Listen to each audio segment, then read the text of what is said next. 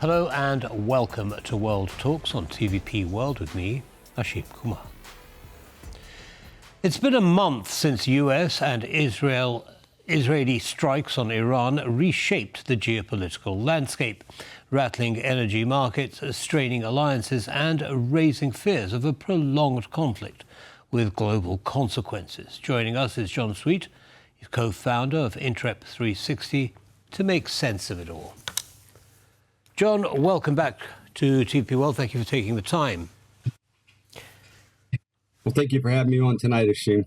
It's a pleasure, sir. So how would you characterize, in overall terms for the moment, the situation in Iran when it comes to the strikes by the US and Israel? Sure. I'm going to fall back on Admiral Brad Cooper, who in his latest CENTCOM update that you can look at on the X channel this past Wednesday, he told us that CENTCOM has hit 10,000 targets. And he concluded by telling us that CENTCOM was on plan or ahead of the plan to achieve their military objectives. Now, those military objectives, of course, are the destruction of the Air Force and the Navy from Iran, the destruction of their ballistic missile and drone capabilities, the destruction of their nuclear capabilities, and then the reduction of the IRGC. So militarily, they're achieving success.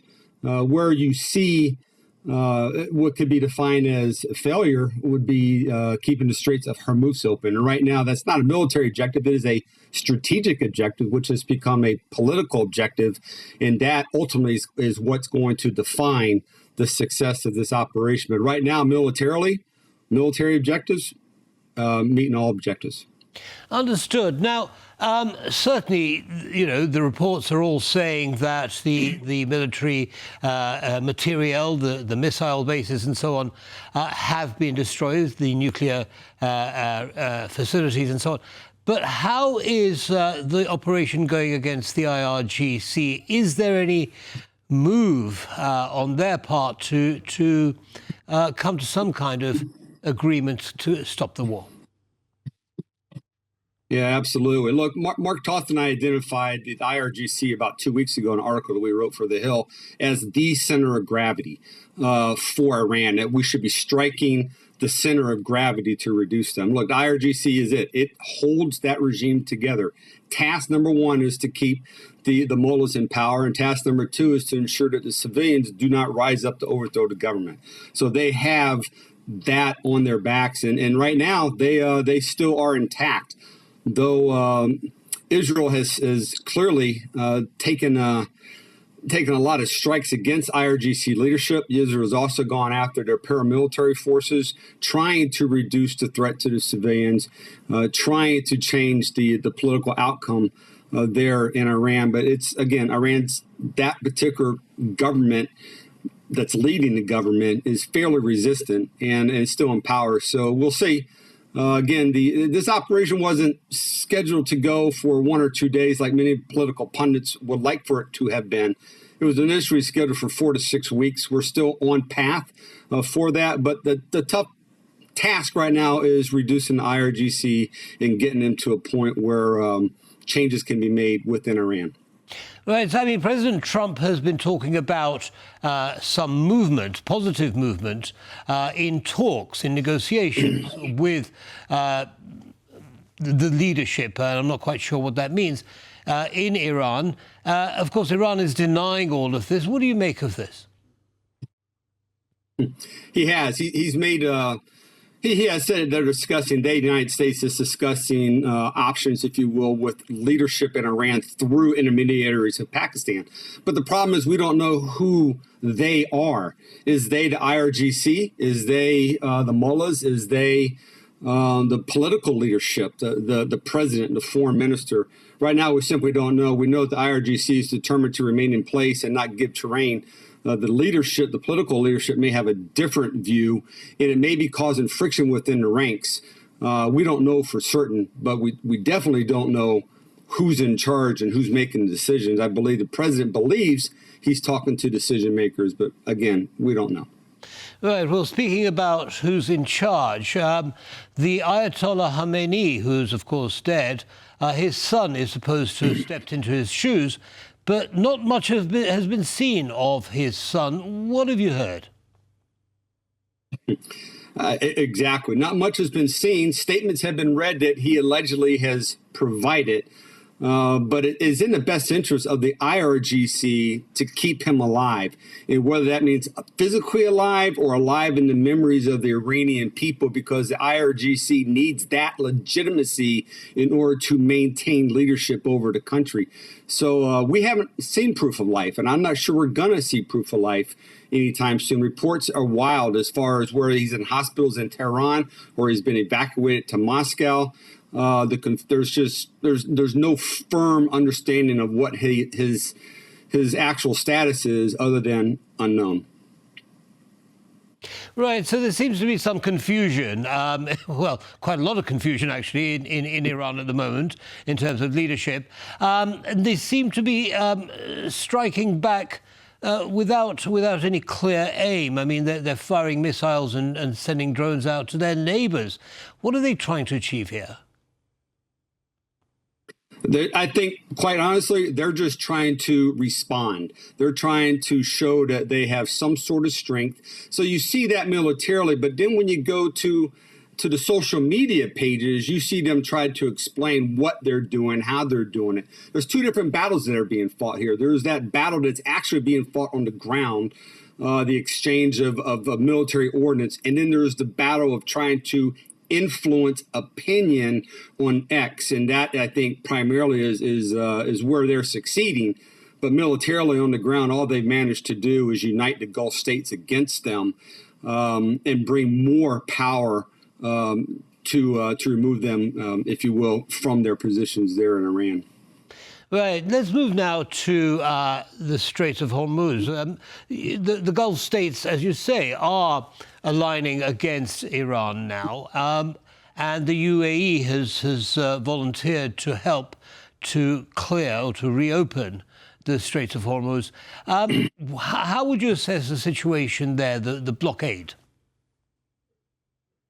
Yeah, so it's not necessarily a blockade. It's more of a threat to interdict ships that go through the canal. And I believe one was actually struck yesterday. Whether it was going through or moored off the shore, one was, if I'm not mistaken, a ship that was hit. Look, securing the straits is different than just simply passing ships through.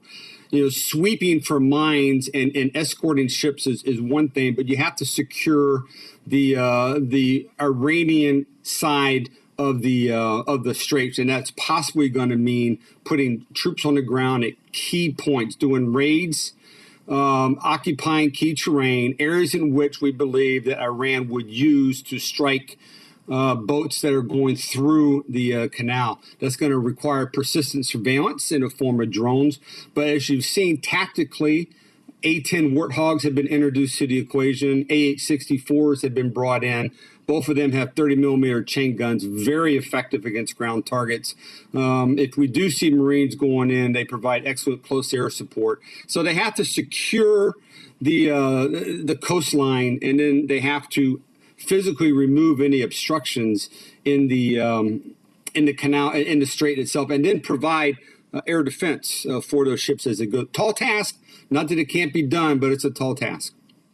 Understood. Now, President Trump has said, and he said at the beginning of this operation, to the Iranian people that here was their chance to rise up. Have the Iranian people shown any indication of taking that advice?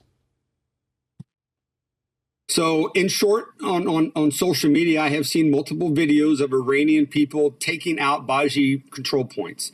We have seen airstrikes by Israel that were directed by Iranian citizens on the ground.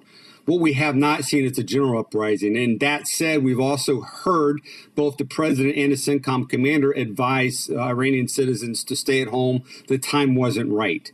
But we got to get close to the time being right. And what we need, obviously, what Iran needs is somebody from within, a military leader, an Iranian regular army type of general officer to resist, to provide resistance, to gather strength, to be able to be led possibly by some type of clandestine operations or special operators on the ground that can help them gain power. But right now, the message to the Iranian people has been stay inside, while we're also seeing them take action against these checkpoints. So more to follow. Understand. Now, one of the concerns when this operation started was that this would be another forever war for the United States. President Trump has said, this definitely wouldn't be. So here's the million-dollar question, John. How much longer do we expect this operation to last? Yeah, look, the Secretary of State yesterday said in France, he said weeks, not months. I'm more inclined to think a few weeks and maybe a few months. It's going to take a while, but what it's not going to take is occupation of Iran. Okay, occupation of Iran would lead to what we've seen in Iraq and Afghanistan. Eventually, it would lead to some sort of insurgency and turning against the folks that, in a sense, gave you the opportunities for freedom. I think this all comes down to letting CENTCOM finish their task, which is completing the military objectives. And I think Admiral Cooper and his team are there, and they continue to get there. But as I've also said, success right now isn't defined by military objectives, at least not in the media. Militarily it is. The media defines success, and our allies right now are defining success as opening the Straits of Hormuz. And ultimately, that's what we're going to be judged by, we as the United States and Israel. But yeah, that probably within about a month. Okay, now, one of the things that President Trump has said recently, in fact, today, I believe, or yesterday, it might have been, at an investment conference, he was talking about the fact that he was disappointed by NATO countries not helping the United States in this operation. But the Europeans, on the other hand, saying, well, this was all done in secret. We didn't know anything about it until after it had started. Now, how do you square that circle? It's hard to circle that square. You're right. Look, I'm not sure that the United States reached out to NATO, soliciting their support in the initial invasion. Again, this is an offensive invasion, not necessarily a defensive NATO action. So to the defense of NATO, if they weren't brought into the plan itself, it's hard to expect them to be brought into the solution 3 weeks into the war. Now, that said, it's all about the delivery. And I think, the president and the Secretary of War, Pete Hegseth, are not probably the best folks to be approaching NATO, but rather probably the NATO commander and the possibly the CENTCOM commander, or even the chairmen of the Joint Chiefs of Staff would probably be better folks to initiate those conversations on how they can bring NATO into the solution. And right now, NATO's solution is we will support, bringing ships through the Straits of Hormuz when the shooting is done. And I think we can get there a lot quicker if we get the right people in there to negotiate with them. But to offend them and to directly insult them probably is not the best course of action. Right. Well, John, as always, thank you very much for your analysis, and have a great day.